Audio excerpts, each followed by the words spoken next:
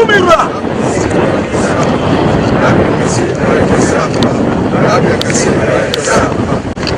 Awawani. Okateti. Fanta from. Asunye hene. Na seswani awia. Na hindia na betiso. Awawani. Okukudufu. Osmafo ende ye edasronko a Rabi afehye no dom bebre wo fi wiase bebre worba na wa bebetwa ho osande wo ba na obotwa ho a obi apɛ nzepa a owom na de bia asama kan de Nyankopɔn somo de bra na botutu esunsumfi na ye Ghana man nyamesom man nanso wiase nyina Nyankopɔn na oboy nti sɛ kede Ghana ye nyamesom man a eba na asam ne botum egina do aka che wiase nyina ma wehu de ampa Ghana ye nyamesom man Ghana nyamesom man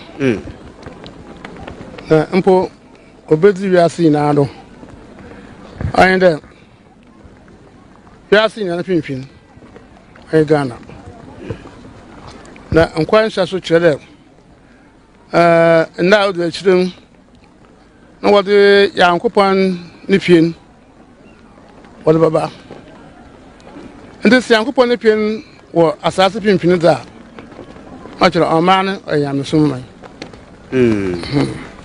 se Nyankopɔn ni fie wo wiase ni finfin da na ochede ɔman no ɔyɛ nyamesom man se rehwa nchebon da started the rututu esunsumfin embregum nyimpa bebre so wodi dese da wo ba wo nchene de won sato wodo na wo ba botwa won so a enyama koye edi ma ho se ehwe percentage a wo na etumi kire percentage of esunsum na honhoma wo wo wiase ehwe percentage of esunsumfin a etutu a right now Ghana yedahin 30% and 50% and extra improvement riba another still na yakufo the message infinitun we are seeing asem ne da memri we are seeing na atede okwa oyina bobu an pako bra me to Ghana den na American de ba no say ye de ba continent bia no do oba nte dam no see da memri oyina wa bom ko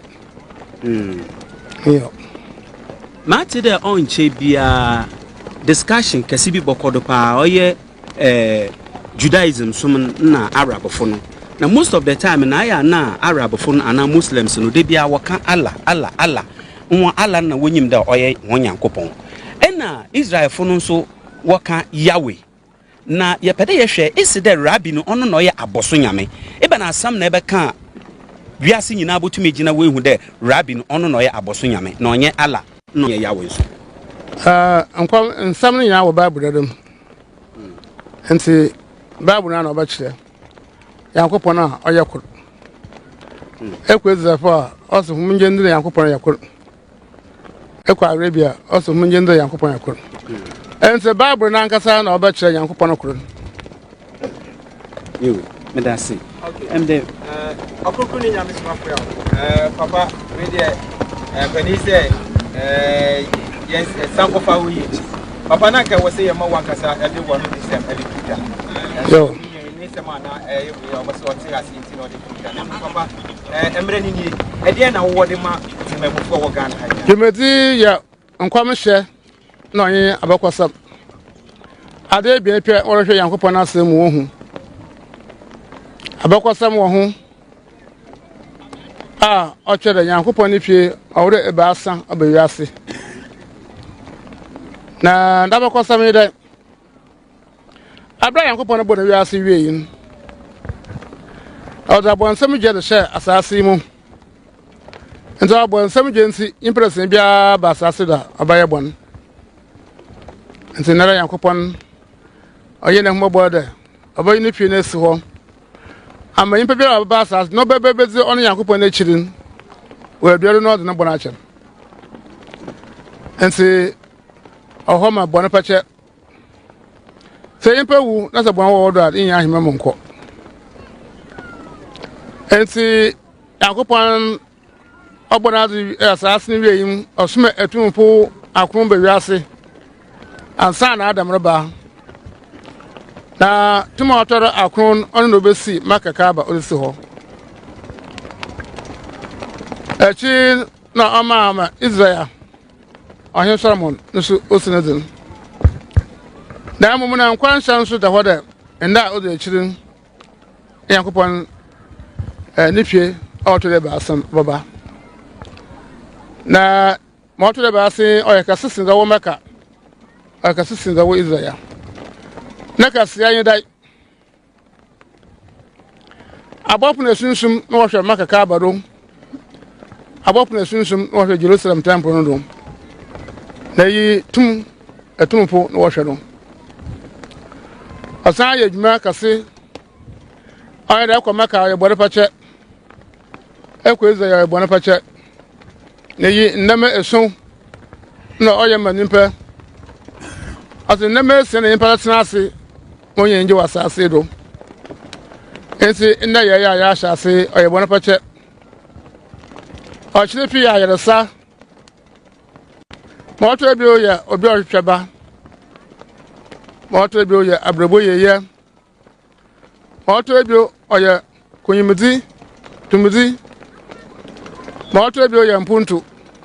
Ma ɔde awie ɔnye konyimidi. Dama esien wɔ hɔ ma nyimpa da sen biara. Se nyimpa da sen biara nam hɔ.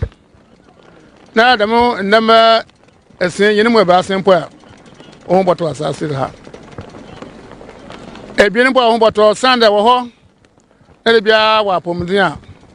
Wɔ apɔmuden a bɔtuma akɔ akayi wɔ adwuma ma yi. Afiada ba bia so yɛ yi.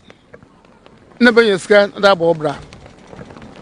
Enti Yankopɔn wa ayɛ da memiri adom kase ama wiase. Ayɛ adom kase ama wiase. Eyi nti da memiri ohia da Ghana yi biara. Asana adon wo mdoro o wiase de na so Ghana na headquarters. Otu ana mo na baba gino ho. Ebi amakere aman yamesam nyoma mu. Ya ho Yankopɔn ho yimnzi nyi Ghana ha. Nkira memiri temple be se nche mpepi wo ho aton. Enti abribia do ayebeye na nkropa a wo hu yansa no wa aba no wara wabaje wo ho. Okay. Okronkronyi Nyame Somafo Yawoh. From the question that the journalist asked him from the beginning, he wanted to know that why is it that the entire earth belongs to God, but yet Ghana is mentioned by him, the true messenger of God, that Ghana is God's appointed nation.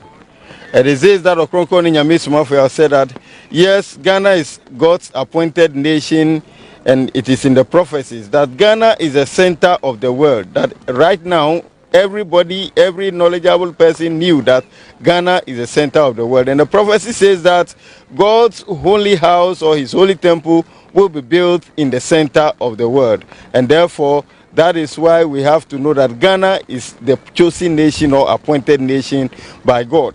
Again, he asked Okronkronyi Nyame Somafo Yawoh that he would like to know that Okronkronyi Nyame Somafo Yawoh began this work, and he said he is casting out evil powers in the nation, and that he would like to know which percentage has he done so far.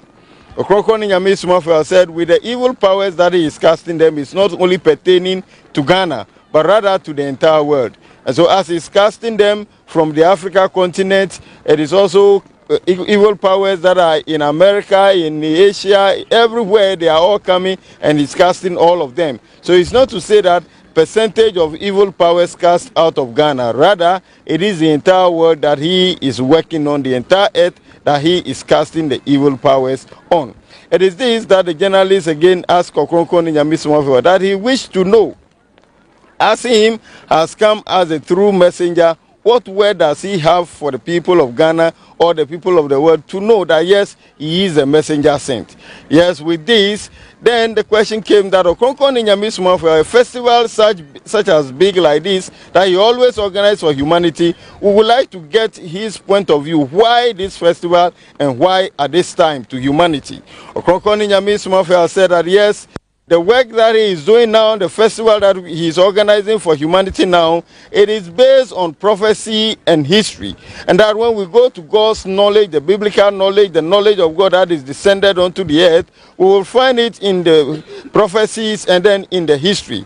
He said that yes, the Most High God have given his holy house or his holy temple to forgive the sins of humanity. And that as he has created the earth, when man sinned, then their sin is upon them and they die with it, they will not attain salvation. Therefore, the coming of God's holy house on earth to forgive the sin of men. Okronkronyi Nyame Somafo Yawoh explained and said that as he created the earth, as the Most High God created the earth, 9 mighty ones named Adam descended onto the earth. And anytime they come, they spend number of years and then they leave. He said it is the 9th one who came to build the first holy temple on earth, which is the Kaaba. Okronkronyi Nyame Somafo Yawoh said that that was what Abraham then rebuilt it, and that was what is serving at Mecca, which is called the Kaaba. He said, this forgive the sins of men. In order for men not to die with their sins, the holy temple is there for them. He said later, then Solomon also was instructed by the Most High God to build his holy temple in Jerusalem in Israel. Okronkronyi Nyame Somafo Yawoh said that the prophecy again is there, saying that in the end of days, the third holy temple of the Most High God will come onto the earth, and it is it that has come now. Okronkronyi Nyame Somafo Yawoh said that this is the holy temple that is prophesied. It will come in the end of days, which will add up to the former two to become the third one. And he said with this, it is said that its strength is bigger than the former. He explained to us and said that the former holy temple that exists, it is spirits and angels that are descending on it, that are taking charge of it. And that the holy temple at called the Kaaba, it is spirits and angels that are taking charge of it. The one in Jerusalem, the spirits and angels that are taking charge of it. But the third holy temple that has come now, he said it is the mighty ones that are charged to take care of the holy temple. Again, the third holy temple is having 7 key things to give to humanity. 6 of them are for humanity to live life with on earth. He explained that today, which is the beginning of the festival, Okronkronyi Nyame Somafo Yawoh said, it is forgiveness of sin. Then the next day, which will be tomorrow, he explained that it is healing. All form of sickness that you are suffering, when you come around the holy temple, you will gain the healing. Again, the third day, he said, it is childbearing. Those who are seeking to have child to come to the holy temple, you come and then you bear the child. Again, the what follows is Okronkronyi Nyame Somafo Yawoh said, prosperity in life. That all of these that is mentioning, 6 of them are for humanity to live life with. Followed, he said, it comes with power. Those who seek to gain power on earth in whatever endeavor they see themselves, he said that follows. Then again, what follows again, Okronkronyi Nyame Somafo Yawoh said, that is also success in life. That whatever you do, you have to see success in it. And then what sum it up is victory in life. So Okronkronyi Nyame Somafo Yawoh said, these 6 things that he has mentioned out of the 7, it is for humanity to live life with. He said, the people of Ghana will lack the word of God and the knowledge of God. Should we have it, as the holy temple has been built, and he has begun this work, saying to us that when you come around the holy temple, this and that is what you are going to achieve. He said many would have come around the holy temple if we have the knowledge of God and we have the word of God, but we lack that. That is the reason we continue to struggle and we remain adamant to the good news he has brought to us. But Okronkronyi Nyame Somafo Yawoh said the festival will continue, and as he keep organizing the festival, the world, the nation will come to realization, and we shall all come to take part in it.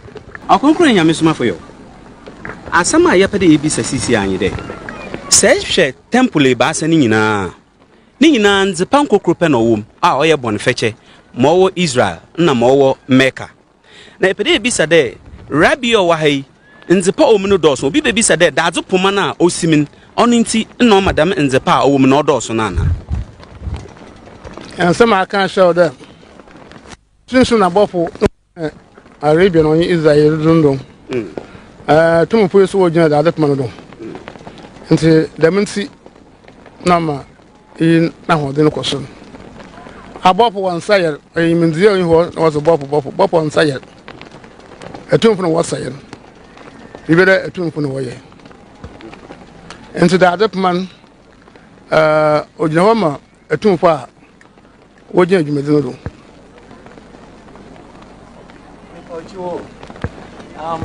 Okronkronyi Nyame Somafo wasame de yankopon onjinaza nyipa odzenensa yedo ade so amikoya under the media dance there wala nkasa na ye temple wa na esi nti baza no wo me impa botwa ho a na ne ho atom bibi shema na because yentase da makan iminzia isuma na pe na makan asam awa aman Ghana na wiase na da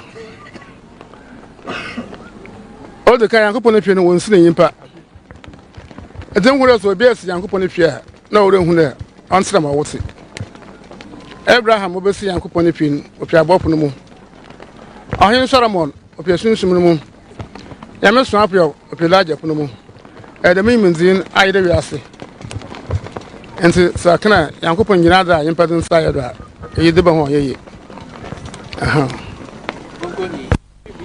Sweden there, Opedo who be status of Ghana now. Ghana the new year. If you want to me, you saw some region and sana. So the Biamaka. Macasman won gentum. Macasman won gentum. Now, I don't saw Coruscant while I was going. Don't want a man, no more. Oh, we are says, we if you made a quay, a bocation. As him first way well wouldn't. Now with your number 170 do. And the walk on number 700 do. Woke us oh yeah, and my brother Ransa will be 18 years, look at 30 years. Oh, woke us see. Walk us last in Filadon. Yarabas the mother, Yarabas walk us, just 700. And so walk us last in Filadon. President the mother, Muslim send the mother. I want you to know what the man obviously. Let me be on to Mrs. Sa. You are some regional son. And Bibi Kade is a Ghana ye is Asher Mahama Nisi. And to them key now the Mahama, no impartation today. On above one hand. Then walk a crowd, American. I want you to walk over a crowd. Namwai namba yer ana bo wono no onye ma manasa ababe wobobo wotu wa mo yimpa na yer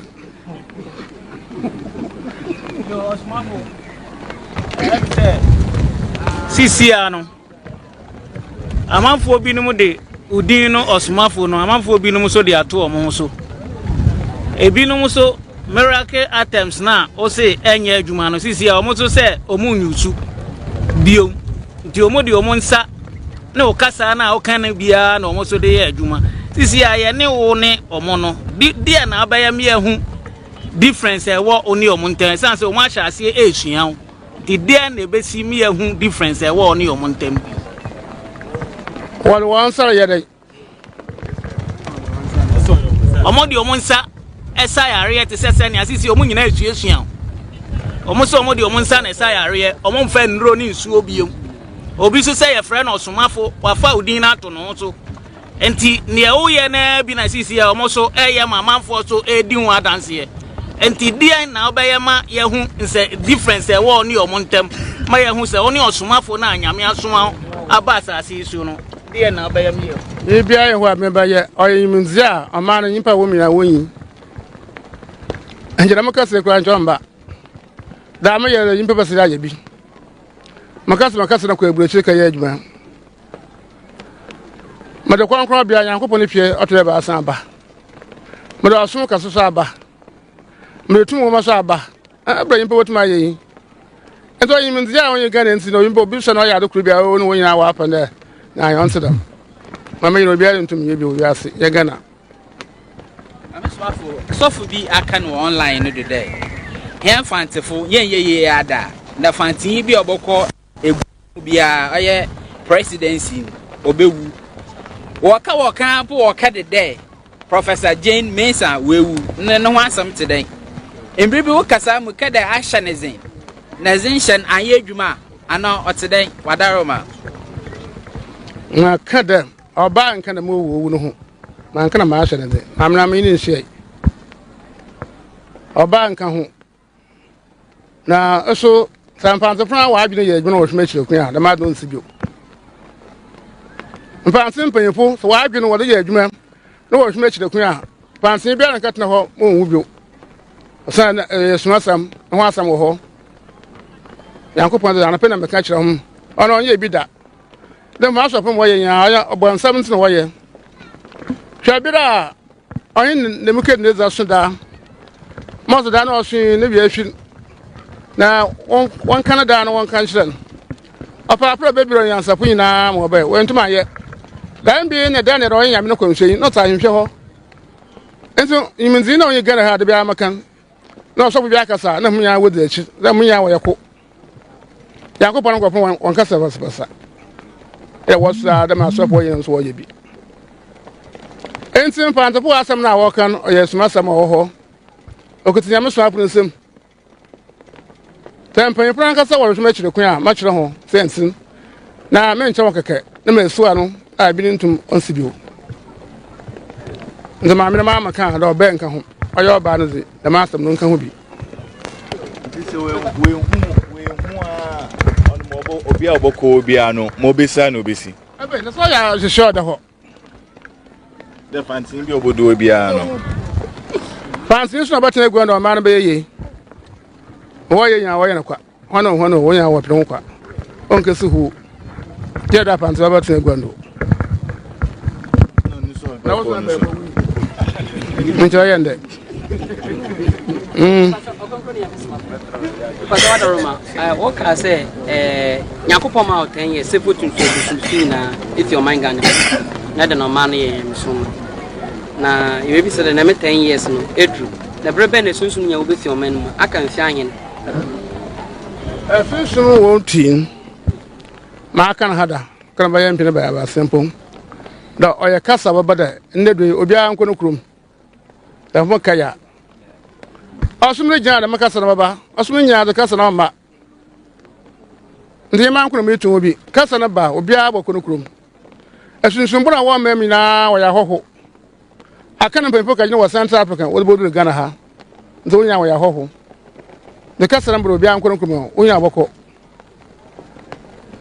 okay nipocho ese yankopon ni kroni Israel Arabia ni Ghana Bocho ne Togo funa adno so anye yankopon na obon mambo abonsam je mampa akana yi mambo abonsam je mampa Arabia yi mambo abonsam je mampa Israel ahon tsana hema no ho te sai brother ho bapam wo ho a na uso nya hema mi akọ dam na ase Papa happy 2025 yesimu owo na adoso ene yare na eti akese ede na wode wo ede magana fo ene biase nyina me ka cha wona wanyere wo hom na osum onyira ntam osum no nyina ya obi a bia ne wontam gana ha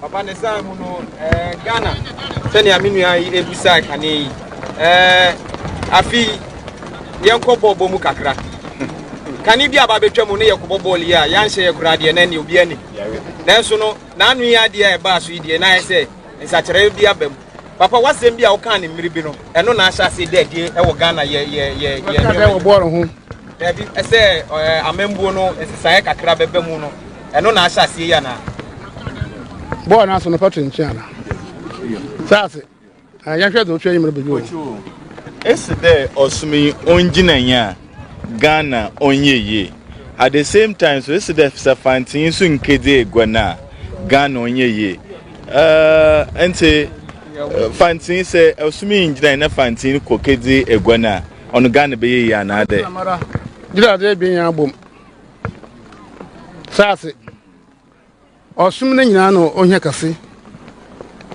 osum ne obegina dam ne beja atum ona nanu yede nti se Ghana yi no obekekede ade no asam kada oye rabi nemfi if omani na ngina ntum ne onu hu de rabi na wabua nemfi onu ba still Ghana beye anas don yi omani na ngja ntum obesa yi onu impa ko na wo sum mu no yim obi a wa ma do bese no we hu waja atum okay Okronkronyi Somafo Yawoh say Moses oko Pharaoh ho ede ni tumi ekoi nka ebesra o say oso odi tumi be ko o manpanyin ho na wagye atum sɛ ɔman no enyi som ne ntum na ho kyerɛ bebre bi a ɛwɔ ɔman no ne nyina nkɔ esan sɛ ɔne ɔsomafo a nyame asoma Moses ye bi no yeso ye pese oye bi saa maye oh Moses on Yankopɔn na ɔsoma na ɔnkɔ Moses Yankopɔn na ɔsoma na ɔnkɔ pero hɔ ena na ɔkɔ bi minya nkrebia na ɔnkɔ ɔmanpanyin hɔ ntam samara makompo a gire mbisa hwɛ nsana ntum nkɔ ndam ayi papa de krakra odi katwo de amaye na ye mama twetwa mo ara wonje ɔsoma ntum oh ebe nse ora o ma apie de region bia obenye kakra region bia obenye kakra na yɛ robot to pipi do bia de for so jana ma port do nda water port no hunsu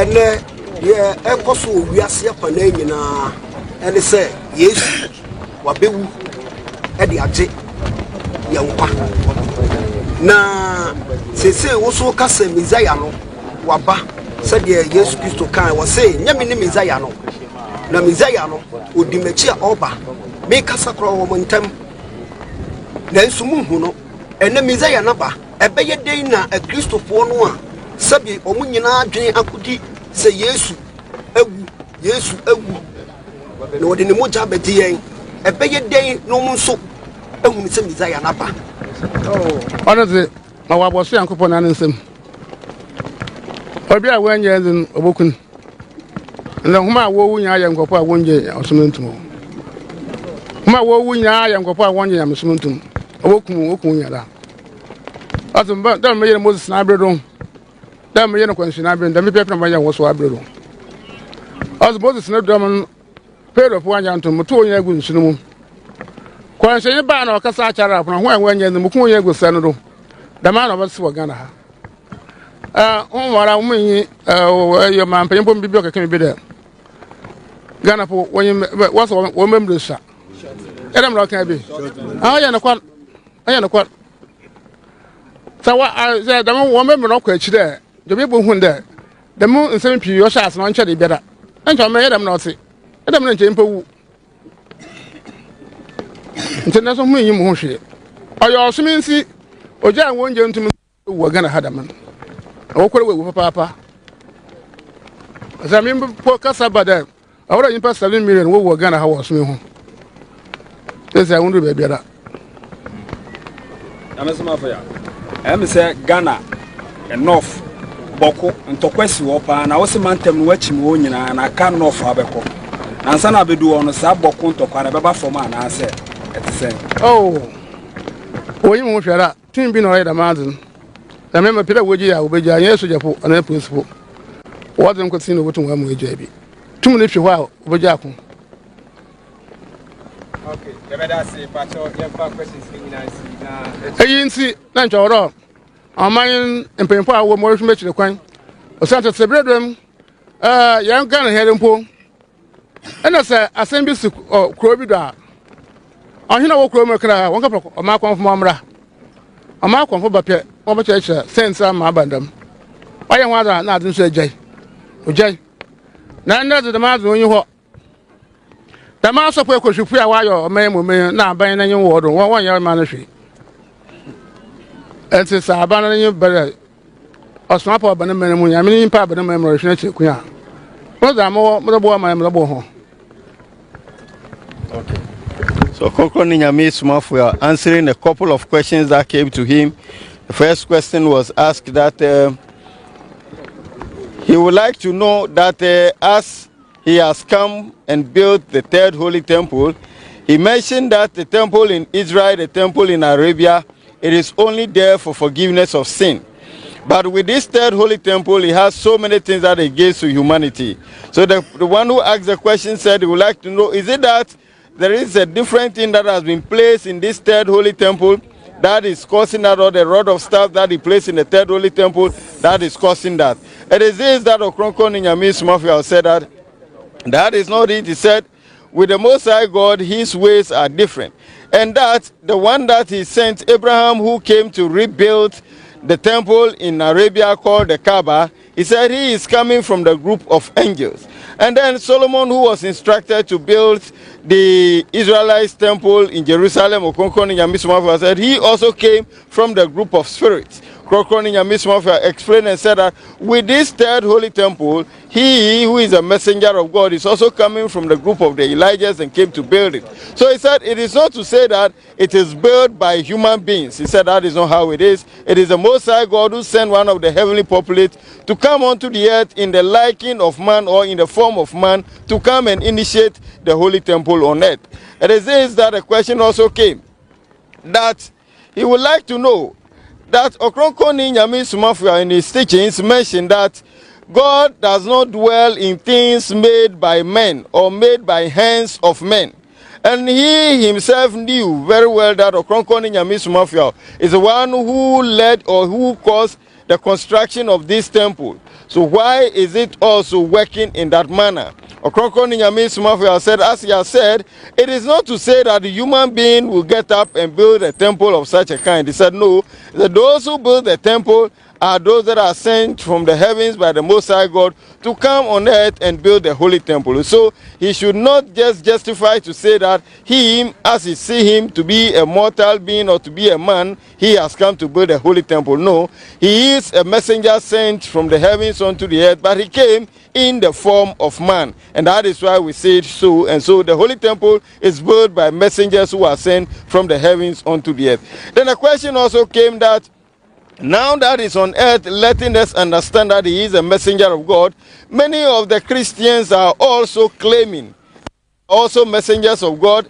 He has said that these material things made by men that we use as direction to our prayers is not in the like of God, and God forbid that. And yet now our Christians leaders are also claiming that they are not using them again. They are also administering healing with their hands as he's doing, and that what can he do to let us know the difference or differentiate between him as a messenger of God and those so-called Christian pastors who are also claiming to be messengers of God? Okronkronyi Nyame Somafo answered and said that it is because we lack the knowledge. And he said that the knowledge of God is not with us, the people of Ghana. And that is why we believe in them, that these pastors are also, as they are saying, they are sent by God. He said if we have the knowledge of God, we will not have even come up with such a statement, because what he is doing, that he speak and his speech travel across borders or boundaries to go and work in people's life.